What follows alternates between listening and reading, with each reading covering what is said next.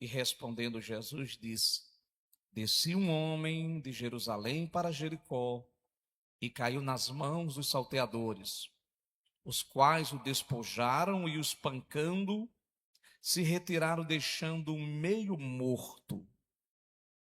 Ocasionalmente descia pelo mesmo caminho certo sacerdote, o qual ao vê-lo passou de largo.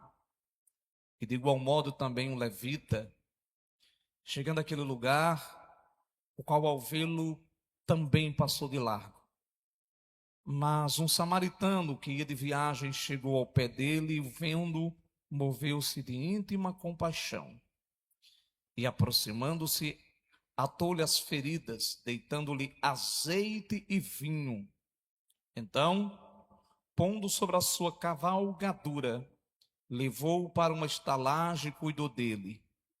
E partindo no outro dia, tirou 2 dinheiros e deu ao hospedeiro e disse: cuida dele, e tudo o que demais gastares eu te pagarei quando voltar. Qual, pois, desses 3 te parece que foi o próximo daquele que caiu na mão dos salteadores? E você diz amém. Pode sentar.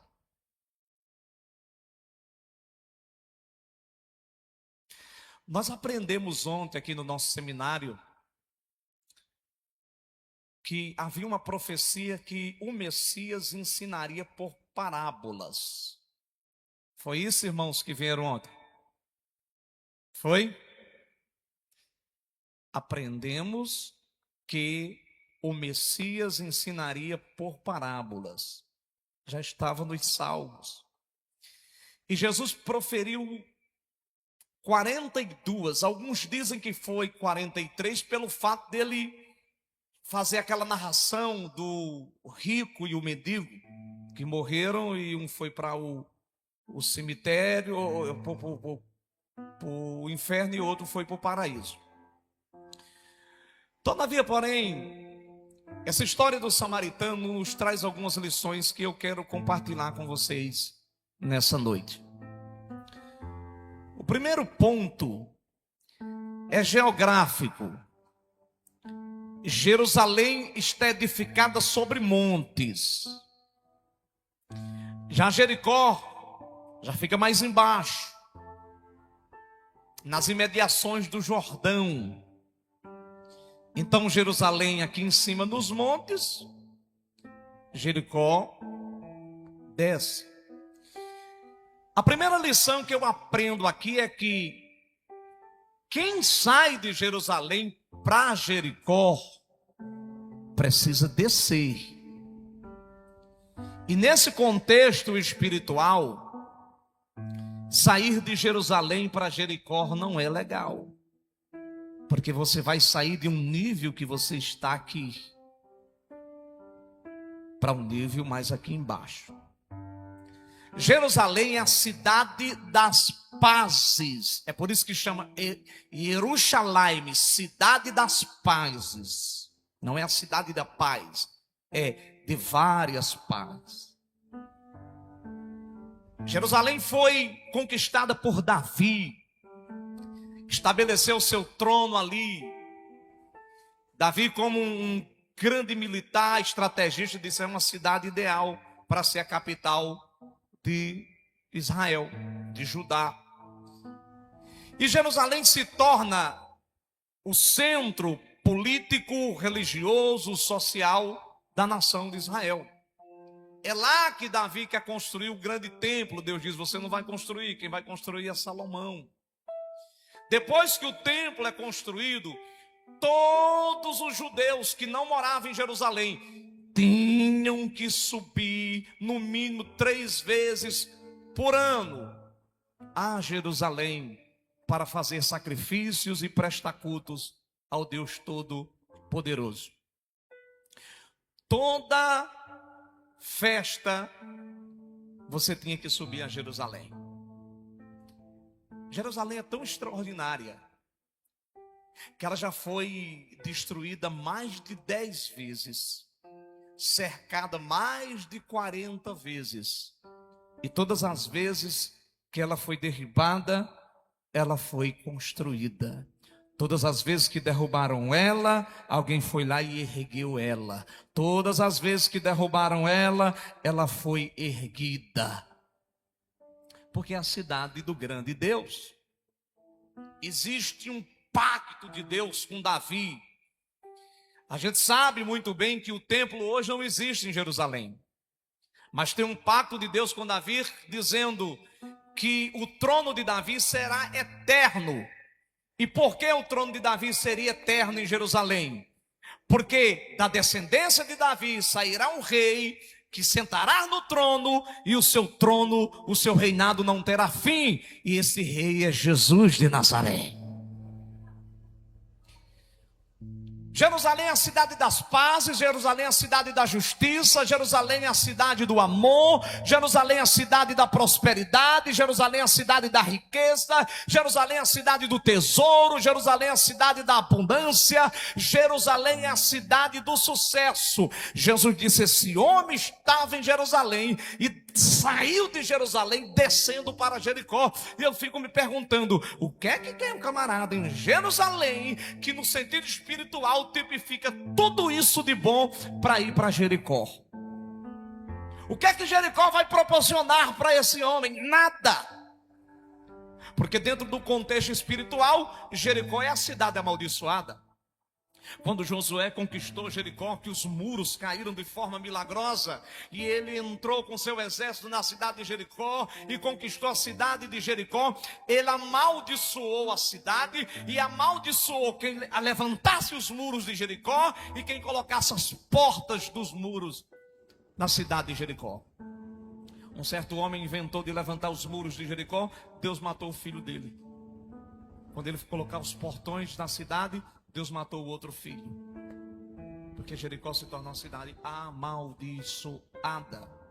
É tanto que você lê nos evangelhos que a Bíblia vai dizer que saía Jesus de Jericó. Aí em outro evangelho vai dizer que ele entrava em Jericó, porque eram duas cidades, a Jericó velha, antiga, e a Jericó moderna. E aí por isso que eles fazem este paralelo. A cidade de Jericó moderna, quem morava eram só pessoas de status, como por exemplo Zaqueu, que era um publicano, era um homem rico, era um homem próspero. Já o cego Bartimeu não morava na mesma Jericó de Zaqueu, que era a Jericó moderna. Ele já morava na Jericó amaldiçoada, aonde comportava os mendigos, aonde comportava os leprosos, aonde comportava os cegos, coxos, aleijados, de pessoas destituídas da sociedade, porque está em Jericó, está debaixo de maldição. E a Bíblia diz: o homem descia de Jerusalém para Jericó. O que é que eu aprendo aqui? É que quem está em Jerusalém está na presença de Deus. Mas quem decide sair de Jerusalém para Jericó, significa que está saindo da presença de Deus para um lugar de maldição. E é isso que esse homem faz. Ninguém obrigou ele a sair. Ninguém forçou a barra para ele sair. Ele saiu de forma voluntária, deliberadamente. Deus não obriga ninguém a servir a Ele. Eu não acredito nessa de que Deus vai chegar para você e vai dizer assim: olha, se você não me servir, eu vou lhe matar. Então você não vai servir a Deus por amor, você vai servir a Deus por medo. Porque o Deus que quer que você sirva a Ele vai lhe matar se você não servir a Ele. Não é isso que Deus quer. Deus olha para você e diz assim: eu lhe amo de forma incondicional. Se você vir, eu vou continuar lhe amando. Se você não vir, eu vou continuar te amando também. O que Deus faz é revelar o seu amor e abrir a sua mente e fazer você entender que você é pecador, precisa se arrepender dos seus pecados e entregar a sua vida para Jesus. E de forma voluntária Ele diz: venha. O que é que vai acontecer? É no último dia, no dia do juízo final. A Bíblia diz que Deus chama as estrelas por nome, e todas elas vêm até Ele. A Bíblia diz que Ele chama os relâmpagos chegam diante dele e diz: eis-nos aqui, Senhor. Estrelas e relâmpagos ouvem a voz do Senhor. O irmão cantou aqui: o vento e o mar, quando ouve a voz dele, também obedece. Ele fez o mar e colocou limite nas ondas. Ele disse: ondas do mar, daqui vocês não passam, e elas obedecem a sua voz. Quando Noé construiu a arca, os animais que entraram na arca não foram chamados por Noé, eles ouviram a voz de Deus. Foi Deus que ordenou, e os animais entraram em obediência ao seu Criador. Os relâmpagos obedecem a sua voz, os trovões obedecem a sua voz, as estrelas obedecem a sua voz, as ondas do mar obedecem a sua voz, os animais obedecem a sua voz, o vento do mar obedece a sua voz, e Deus fala com você e diz: vem, e você não vem. O homem saiu voluntariamente, ninguém obrigou. Só que a Bíblia diz que ele desce de Jerusalém para Jericó. Primeiro risco: quem sai de Jerusalém para Jericó está vulnerável ao inimigo. Tem um monte de gente que tomou decisões precipitadas na vida, fizeram coisas sem orarem a Deus, sem consultarem ao Senhor, agiram pelo impulso, pela emoção, pelo sensacionalismo, e aí caíram nas mãos dos salteadores e querem culpar a Deus pelas suas escolhas. Jesus disse que o homem caiu na mão dos salteadores, assaltantes, roubadores, que estavam no caminho à espera de quem desce de Jerusalém. Esses salteadores tipificam o diabo. Esses salteadores representam Satanás. Esses salteadores representam os demônios que estão à espera de todo crente insano que sai de Jerusalém para Jericó. Jesus disse: Satanás mata, rouba e destrói. Eu duvido o diabo colocar a mão na vida de alguém que está em Jerusalém. Quando eu me refiro a Jerusalém, eu estou falando, está na presença de Deus.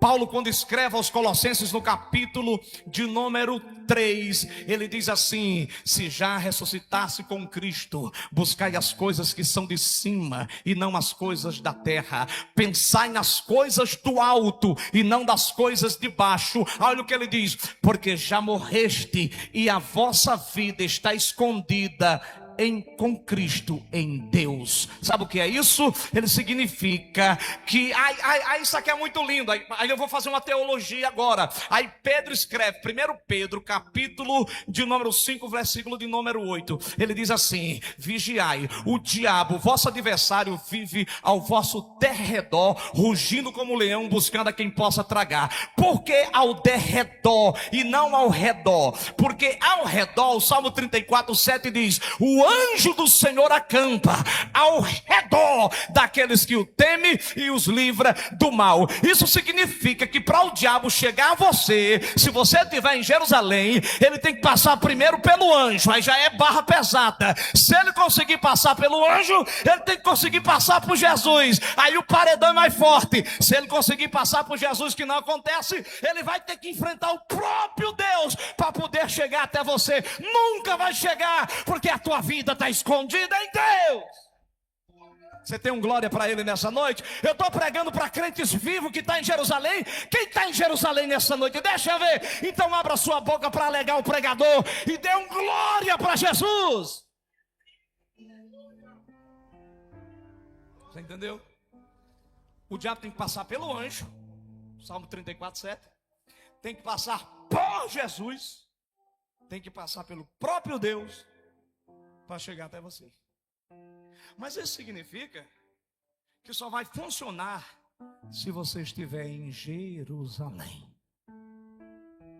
a presença de Deus, mesmo com suas fraquezas, mesmo com suas fragilidades, mesmo com seus defeitos, mesmo com seus problemas, mesmo com seus traumas, mesmo com suas crises existenciais. Mas fique em Jerusalém. fique em Jerusalém. Não vale a pena. Não vale a pena se aventurar por alguns dias, por algumas horas em Jericó. Ah, pastor, porque tem hora que é sufocante. É verdade, tem hora que nos sentimos sufocados. São ataques tudo que é lado. Mas quem está em Jerusalém está em segurança. Jesus disse que o homem desce. Segundo ponto.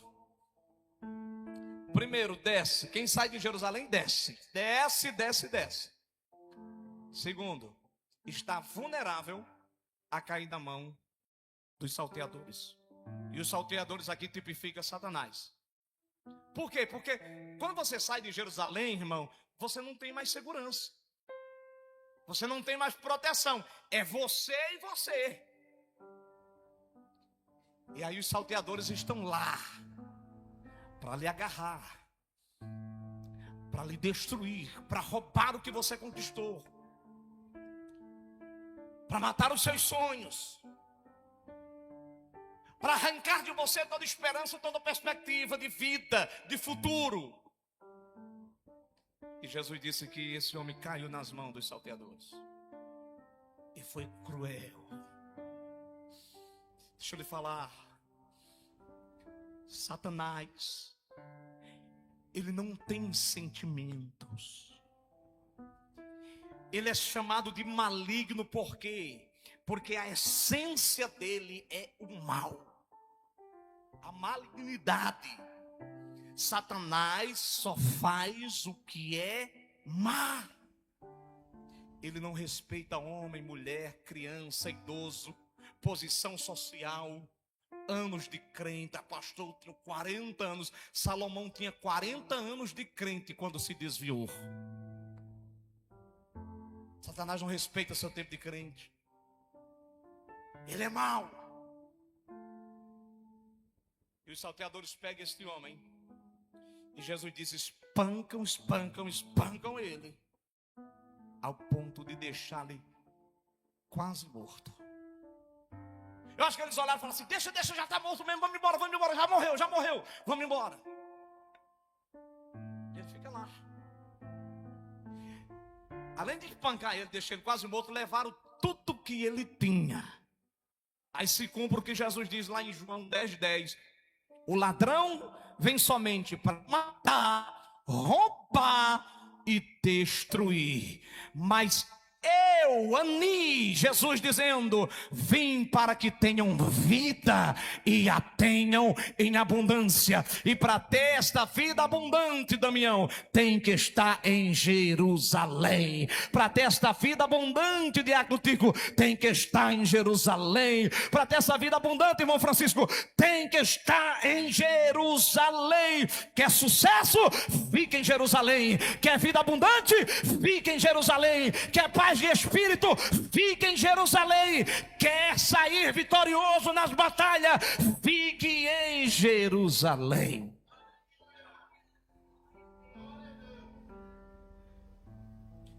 Quase deixam morto. E é aqui agora que eu começo a minha pregação.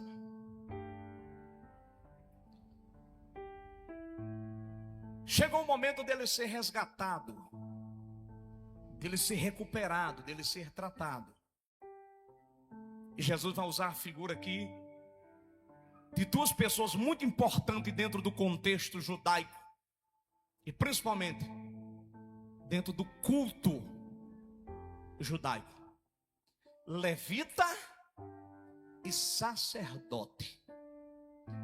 São os que falam publicamente, são os que cantam, são os que são vistos, são aqueles que têm o aplauso e o elogio do povo, são aqueles que têm o poder de manipulação, são aqueles que têm uma opinião formada muito forte para conseguir dar rumo e norte a uma nação. Quando nós falamos de levita, as pessoas veem logo na mente um músico ou um cantor. Quem organizou o culto dos levitas foi Davi. Mas os levitas no período de Moisés era diferente dos levitas no período de Davi. Porque os levitas no período de Moisés, eles cuidavam da manutenção do culto no tabernáculo. Os levitas, os sacerdotes sangravam cordeiro, colocavam no altar, era sangue derramado para tudo quanto é lado. Os levitas pegavam o rodo, jogavam água e ia limpar. Levita pegava a vassoura e ia varrer. Aí você chega hoje para uma geração de levita e diz assim: tu é o quê? Eu sou levita, eu canto. E eu pergunto: já pegou na vassoura quantas vezes? Os levitas do tempo de Moisés eram os que servem. Era uma espécie de enfermeiro. Sacerdote é o médico, levita enfermeiro. Sacerdote pedreiro, levita servente. O levita está lá para servir. Mas eles são vistos agora no templo de Davi, porque Davi faz a formação dos levitas. E aí tem os filhos de Asaf, tem os filhos de Coré, e eles cantam, e eles adoram, e o culto é muito organizado. Deus era um Deus ordeiro, e disse: Davi, bota ordem na minha casa. Aí Salomão aprendeu com Davi, é tanto que ele escreveu um Eclesiastes: guarda o teu pé quando você entrares na casa de Deus. Ou seja, tenha reverência, tenha reverência, tenha reverência. Aí tem hora que é um pandemônio, irmão. É um anda-anda, um levanta e senta, é um bebe água, vai no banheiro. E ninguém entende pregação. E ninguém cultua, graças a Deus que aqui nós não temos isso. Mas para alguns lugares que eu vou pregar aí, ninguém entende nada de pregação porque não tem reverência. E o Senhor diz: na minha casa tem que ter reverência. Então os levitas se destacavam. Eles andavam de branco, serviam no templo, e tinha os músicos. Só que o sacerdote estava acima do levita, porque o sacerdote fazia sacrifício, o sacerdote apresentava ofertas, o sacerdote podia entrar no santo lugar de manhã e de tarde para queimar incenso. Então o sacerdote tinha alguns privilégios mais do que os levitas. Aí já tinha o Kohen Gadol, que era o sumo sacerdote, que aí era o chefe de todo mundo. Mas Jesus vai usar a figura aqui do sacerdote e do levita. Quantas vezes no culto o levita pegou o microfone e disse: eu cumprimento os irmãos na paz do Senhor. Aí os irmãos dizem amém. Vamos lá, eu sou o levita, eu vou cumprimentar vocês, você diz amém. O levita pega o microfone, segura aí, Vavado, e diz: eu cumprimento os irmãos na paz do Senhor. Aí ele diz: eu vou cantar um hino. Aí pede um tom, dá um som maior aí. Eu não sei o que ele viu em mim. Aí cantava hinos que dizia: nós temos que amar, nós temos que perdoar. Deus colocou o amor nos nossos corações. Quantas vezes no culto ele cantou canções que impactavam a igreja.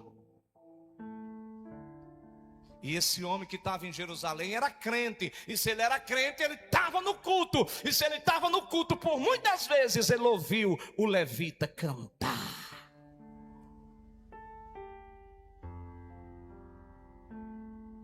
Acho que é um som maior aí, Vavado. Aquele que diz assim: irmão, você sabe o valor que tem uma alma. Nem todos os recursos humanos poderiam pagar. Isso é o levita cantando na igreja. O dinheiro, a prata e o ouro do mundo inteiro é pouco demais para o valor de uma alma poder comparar. Quem sabe solta a voz e canta, vai. Irmão, o valor de uma alma é necessário sentirmos por ela imenso amor,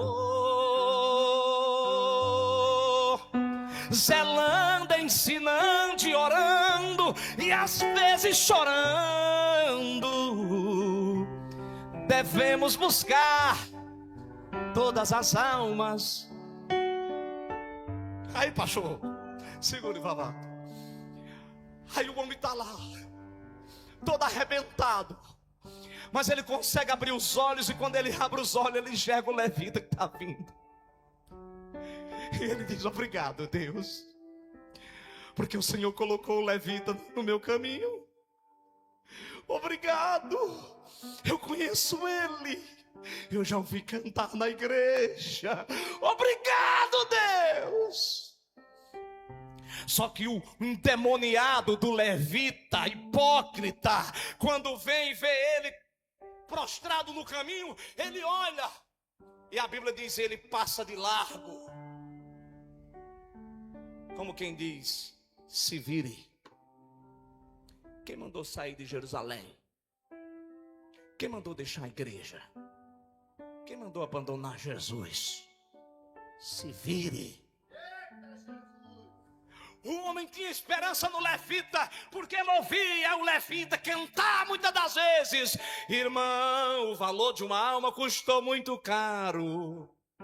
Mas o desgraçado do levita, e deixa eu te explicar a expressão desgraçado, tá? Parece ser pejorativo, mas não é. A palavra desgraçado significa alguém que precisa da graça. Toda pessoa que precisa da graça é um desgraçado. Nós éramos desgraçados um dia, mas a graça de Deus nos alcançou. Quem foi alcançado por esta graça? Deixa eu ver. Quem foi pego por esta graça? Joga a mão para o céu, abra a boca e dê um glória bem lindo para Jesus. O desgraçado do levita passou a largo.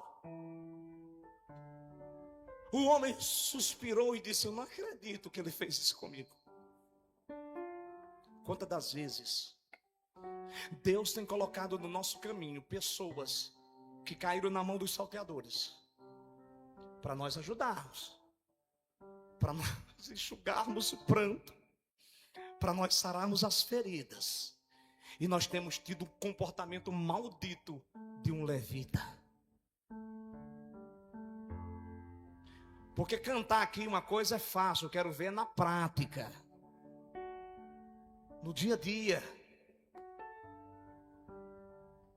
E o levita passou largo. O homem. Mas não tem problema não. Deus vai levantar alguém para te ajudar. Quem vem? O sacerdote. O sacerdote é maior do que o levita. Tem mais autoridade. Dirige o culto. Quem distribui a oportunidade é o sacerdote. O levita só canta se o sacerdote chamar. Se o sacerdote não chamar, o levita não canta. Os músicos só tocam se o sacerdote chamar. Se o sacerdote falar assim: para você tocar não, senta lá para ouvir. O sacerdote é quem manda. Diga comigo: o sacerdote. Não, melhor é sacerdote aí, irmão. Diga: o sacerdote é quem manda.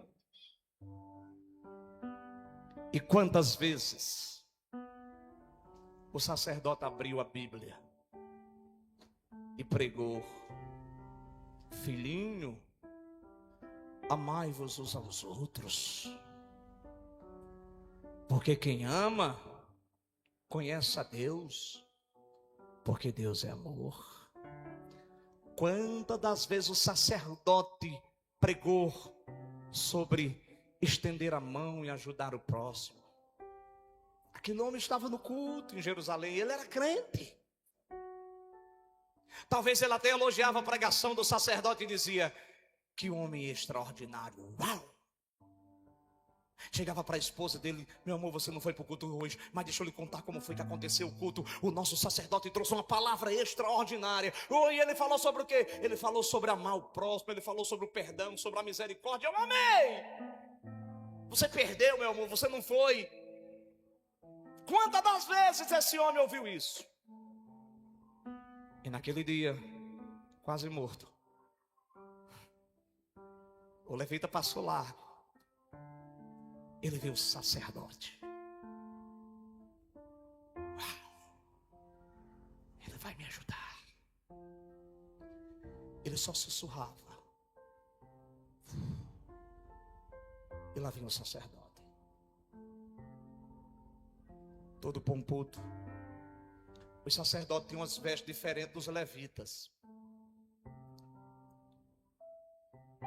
Eles usavam mitra. Eles usavam nas vestes deles santidade ao Senhor. Os sacerdotes comiam do templo. Quando você trazia a sua oferta, você não trazia em dinheiro. Você trazia um boi, uma ovelha. Você trazia os primeiros frutos da colheita. Você trazia para o sacerdote. Quantas vezes este homem ajudou ao sacerdote? Mas porque decidiu sair de Jerusalém, caiu na mão dos salteadores, agora nós vamos julgar. Alguém que caiu, que tropeçou, que errou, que estava em Jerusalém, mas decidiu ir para Jericó. Você consegue colocar 1 João capítulo 3? De novo lá.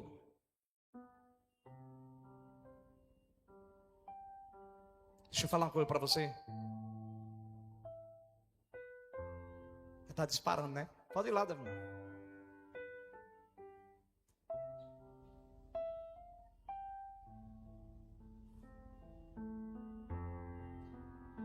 Uma pessoa que rouba,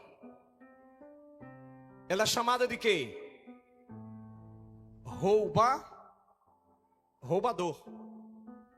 Não é isso? O cara que adultera, ele é chamado de quê? Adúltero. E o cara que tira a vida do outro, ele é chamado de quê? Assassino, homicida. Né? Olha o que diz em 1 João capítulo 3, versículo de número 15.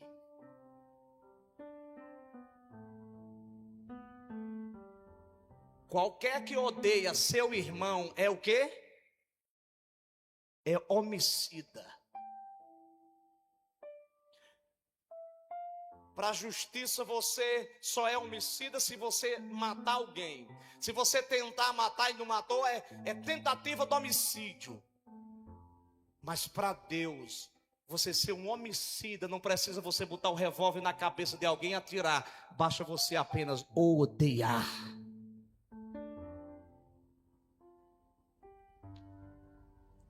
Você está vendo como isso é sério? A falta de amor, de perdão, de compaixão. Quantos homicidas tem dentro das igrejas hoje?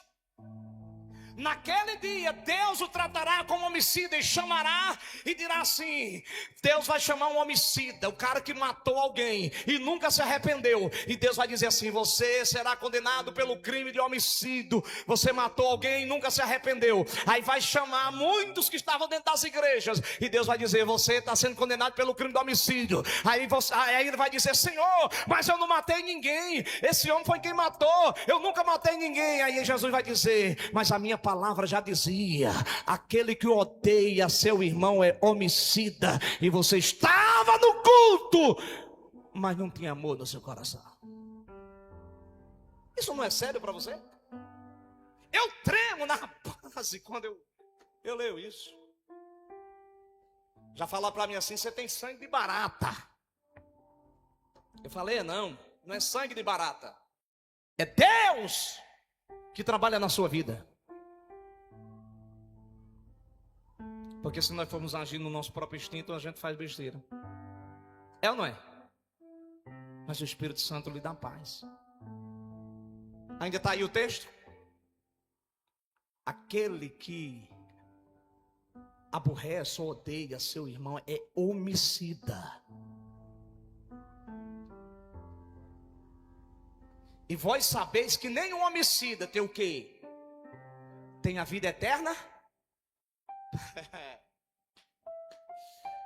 Ah, sacerdote! Lá vem o sacerdote.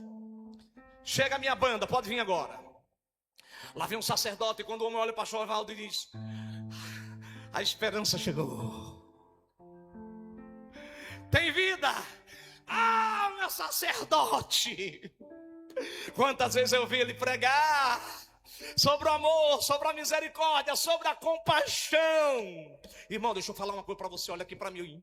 Eu vou falar de alguém que já tem mais de 30 anos pregando. Deixa eu lhe dizer uma coisa: se você pecar, Deus vai lhe perdoar se você se arrepender. Agora escute, a igreja não lhe perdoa, os crentes não lhe perdoam, eles vão lhe detonar para o resto da vida. Tenha cuidado. Por isso que Jesus disse para a mulher adúltera: vá e não peques mais. Ele está dizendo para ela: se você pecar, não significa que eu não vou te perdoar. O problema não sou eu, o problema são as pessoas que vão lhe condenar para o resto da vida. Ele curou um homem que era paralítico, e depois o homem encontrou ele e o adorou, e ele disse para aquele homem que era um ex-paralítico: já que você está curado do seu mal, vai e não peques mais, para que não te suceda coisa pior. É por isso que ele nos adverte sobre o pecado. Por quê? Porque vai ser uma mancha que você vai carregar por toda a vida,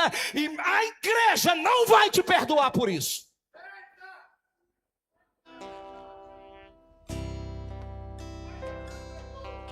Complementando a palavra do pastor: mas Jesus perdoa.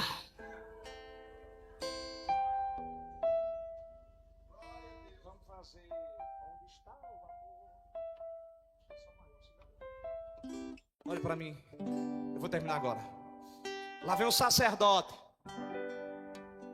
O sacerdote comia no templo, que o povo trazia oferta para o templo. Quantas das vezes aquele homem chegou no culto e disse assim: cadê o tesoureiro? Está aqui, eu vim trazer a minha oferta, meu dízimo para o sacerdote.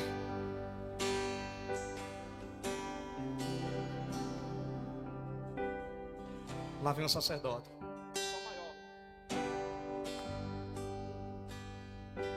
Ferido, lá no chão estava eu, esperando alguém vir me socorrer. Como é o resto? Quem por mim passou não me ajudou, mesmo vendo eu a ponto de morrer. Me disseram que enquanto eu estava lá, um viajante de bondoso coração, me vendo caído sobre aquele chão, se encheu de uma profunda compaixão e olhou e chorou com amor, me falou: vai ficar tudo bem, olha só, o pior já passou. Ei! Me pôs em seus braços, curou minhas feridas, das garras da morte ele me arrancou. Sua voz tão suave eu posso ouvir, dizendo que ainda não era o fim. Salvou minha vida e se foi o meu grande herói, meu grande herói. Não tinha cavalo branco, armadura reluzente, nem espada e nem escudo. Meu grande herói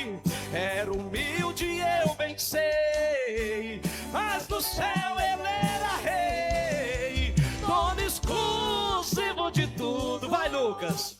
Meu grande herói usou mesmo a minha sorte, me arrancou das mãos da morte, eu nem vi o rosto dele. Meu grande herói, meu amigo mais fiel, me salvou e foi para o céu. Jesus Cristo é o nome dele. Segura aí.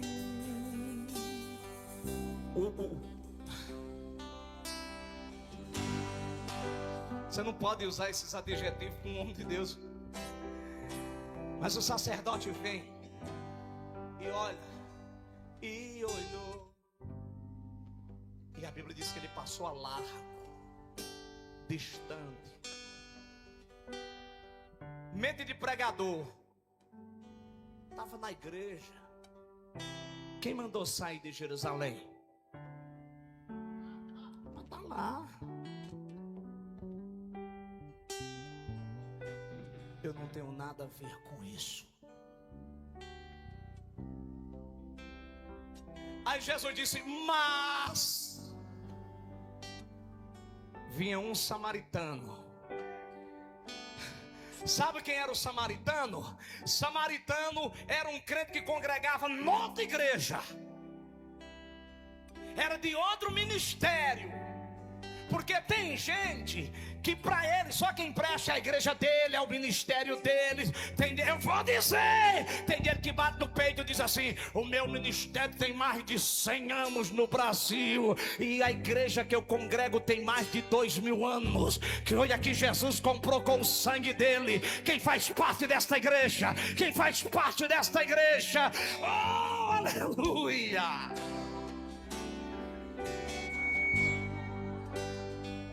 O samaritano era de outra igreja. Era odiado pelo sacerdote e pelo levita. Se o samaritano passasse pelo sacerdote e falasse: Pai do Senhor, pastor, ele virava as costas.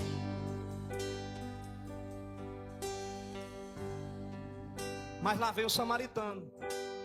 Porque Jesus vai confundir quem pensa que é e não é, e aqueles que dizem que você não é. E Deus está dizendo: não importa o que diz ao seu respeito, importa o que eu penso ao seu respeito. Lá vem ele. Ai! Vocês conseguem me ouvir mais 5 minutos? Se não, para agora e passa o microfone ao pastor. Consegue 5 minutos? Amém? Lá vem ele, montado no seu cavalinho.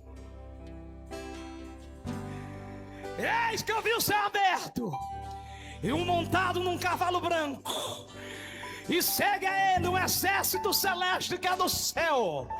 Ele está vestido com a veste branca, da sua boca sai uma espada aguda, e na sua veste sobre a sua coxa está escrito: Rei dos reis e Senhor dos senhores. Lá vem ele montado no cavalo.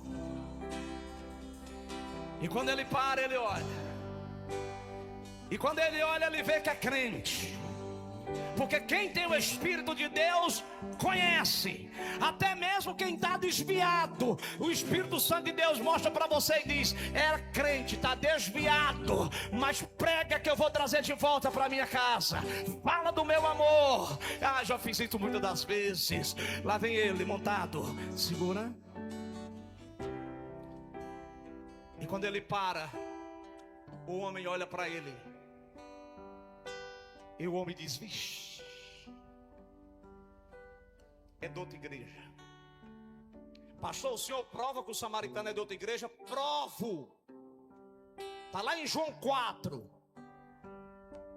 Os samaritanos adoravam a Deus no monte. Era proibido ir para o templo. Os judeus não queriam eles no templo. Então eles inventaram e construíram. Porque quem quer adorar a Deus, irmão, quem quer adorar a Deus e quem é adorador, ninguém para você. Pode dizer assim: aqui ela não canta mais, mas ela canta em casa. Aqui ele não canta mais, mas ele canta no trabalho. Ninguém para um adorador. Lá vem ele no cavalo, ele para. O samaritano diz: se o meu pastor e o cantor da minha igreja não me ajudou, o homem caído, imagina essa aí que é da outra igreja, é que não vai. Aí diz: e olhou e falou com amor, falou, vai ficar tudo bem, olha só, o pior já passou. Oi!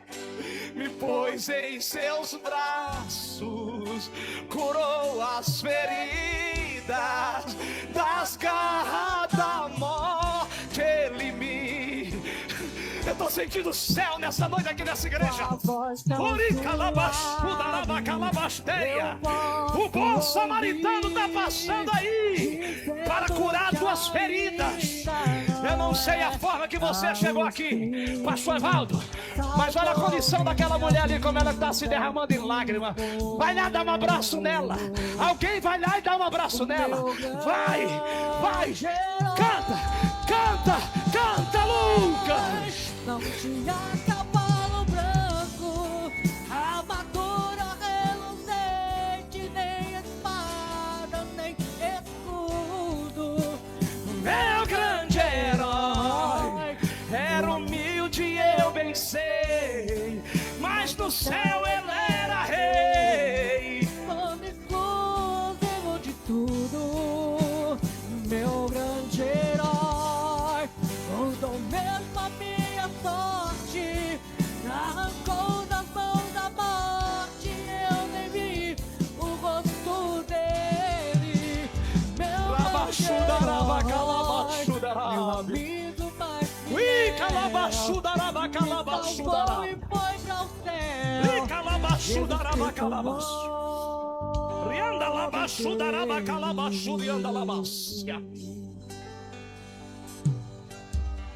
Aquele irmão pegou ele. Sabe o que aquele irmão da outra igreja tinha? O irmão do outro ministério tinha azeite e tinha vinho. Porque você pode olhar alguém simples, humilde, uma aparência muitas das vezes decaída, mas aquele irmão simples e humilde não julga, porque são esses que têm azeite e têm vinho na vida.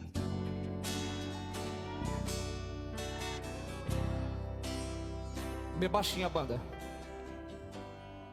Ele tem a tampa de azeite, coloca numa lãzinha de algodão e vai passando nas feridas do irmão.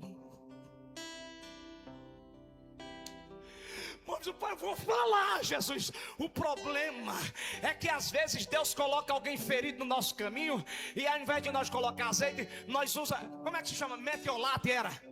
Aquele que ardia. Metiolate. Eu me lembro quando eu era criança, eu jogava bola, arrancava a cabeça do dedo, chegava em casa, a mamãe ia colocar o metiolate. Eu, não tem que colocar ardia, que é uma desgrama.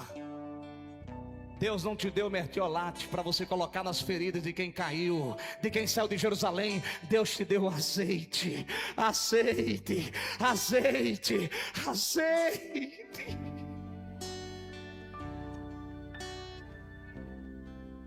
Pastor Evaldo, eu nunca conto isso, mas eu vou falar hoje aqui. O Espírito Santo diz: fale. Eu e minha esposa fomos tão feridos, que nós resolvimos por um tempo ficar em casa. Eu não aguentava mais. Alguém me perguntou um dia: pastor, o que é que eu faço com aquela pessoa que sempre está me ferindo e eu sempre estou perdoando ela? Eu disse: perdoe e se afaste, nunca mais ela vai te ferir. É o remédio. Perdoe ela, vá em paz e se afaste. Porque também você viver perto de alguém que todo dia é cotovelado, todo dia chuta, você perdoa, e todo dia ela aqui nas suas costelas, aí é tolice. Perdoe, vá em paz. Então nós não aguentávamos mais. Resolvimos voltar a congregar depois de mais ou menos uns 6 meses. Eu não recomendo isso para ninguém. Não fique em casa. Quando nós voltamos, o pastor me chamou lá no escritório e disse assim: pastor Júnior, Vocês estão voltando aí? Vocês vão ficar em observação para depois você voltar a pregar. Eu falei, não, pastor, eu não quero pregar, eu quero estar congregando. Eu quero ser pastoreado. Eu era pastor, mas estava precisando ser pastoreado. Aí ele disse, fique por aí. Daqui uns 4 a 5 anos você prega.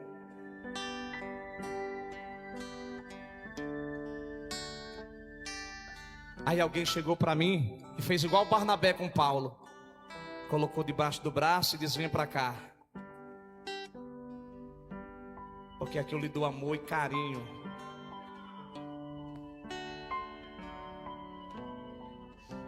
Sacerdotes e levitas que Deus coloca no caminho do ferido e eles passam a largo. Sabe por que eu sou misericordioso? Porque um dia eu achei misericórdia. E só é misericordioso quem um dia alcançou a misericórdia. Ele botou azeite. O azeite vocês sabem que representa o Espírito Santo. Ele colocou vinho. Vinho também representa o Espírito Santo. Colocou ele no seu cavalinho e levou para a estalagem. Pagou, deu dinheiro ao dono, 2 denários, ou seja, 2 diárias. Uma diária num hotel bom aí. Chuta aí, irmão. Não exagere não, mas vamos lá. Uns 300 pau aí. Tem uns que beira da estrada por aí que não vale a pena. 2 diárias ele pagou, 2 diárias. E disse para o homem, dono, cuide dele. Se gastar mais alguma coisa com ele, bote na nota que quando eu voltar eu te pago. Você não está entendendo nada, eu vou explicar. Os 2 denários, os 2 dias pago, foi o que Jesus já fez por mim e por você na cruz. E quando ele diz assim, quando eu voltar eu te pago, ele está dizendo, eu vou para o Pai, mas quando eu voltar, tudo de bom que você tiver feito com seu irmão, eu vou te recompensar. Eu encerro agora a minha fala, orando por você aí mesmo, não precisa vir à frente porque o horário não permite. Mas você que tem sido ferido, você que está sangrando, você que diz assim, eu não vou mais para nenhum canto não, porque onde eu vou é paulada. Eu não quero mais isso para mim. O bom samaritano chamado Espírito Santo está passando aí agora. Ele sara as suas feridas, os traumas emocionais que você carrega, as palavras que te feriram, que lhe fizeram sofrer, que lhe condenaram. Hoje o Espírito Santo está te visitando aí. Rabaxudarabacalabaia, Ramandarabaxudarábia. Vamos cantar. Ferido lá no chão estava eu, esperando alguém vir me socorrer. Quem por mim passou não me ajudou, mesmo vendo eu ao ponto de morrer. Contaram a história para ele. Me disseram que enquanto eu estava lá, seja curado, Francisco, viajante de bondoso coração, vendo caído sobre aquele chão, se encheu lá profunda, os céus estão abertos aqui, só não sei quem não quiser, e olhou e chorou, com amor me falou, vai ficar tudo bem, olha só, o pior já passou. O que ele fez? E pôs em seus braços, curou. Você consegue virar para essa pessoa que está do seu lado e dar um abraço nela? Consegue? Me me arrancou. Sua voz tão suave, eu posso ouvir. Me dê um abraço aqui, Damião. Quantas feridas o inimigo fez em você, meu amigo, mas Jesus te sarou. Quantas feridas foram abertas, mas Jesus te sarou. Minhas feridas, e se foi. Canta, canta, solta a voz. O meu grande herói, meu grande herói. Não tinha cavalo branco,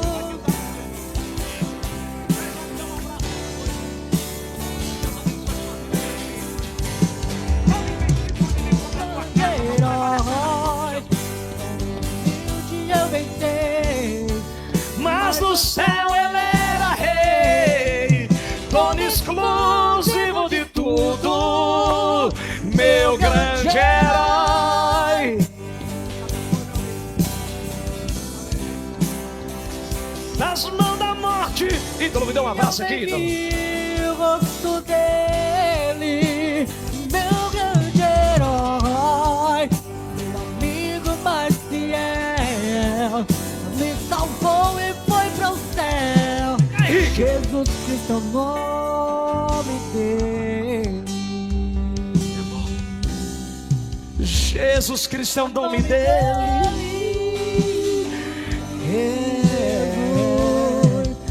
Jesus Cristo é o nome dele.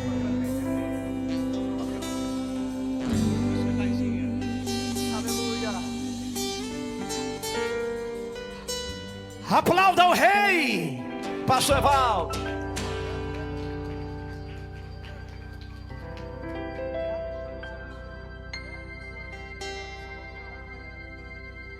Ai, o céu está se derramando aqui nesse lugar.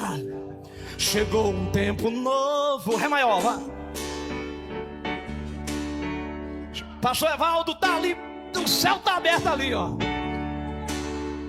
A nova porta abriu. Um novo tempo chegou. Surge a esperança de quem tava caído. O sol voltar a brilhar. Chega, meu pastor. E surge a nova vida, um novo coração. Tchá, tchá. O bom pastor achou a ovelha perdida. Hoje encontrou agora nova vida. Chegou um tempo novo, é tempo de renovo. Jesus da nova vida, começa tudo novo. Aleluia. Amém. Glória a Deus. Que Deus abençoe a tua vida. É por isso que o inferno inteiro está no contra-ataque. Mas Deus vai nos dar graça para permanecer de pé.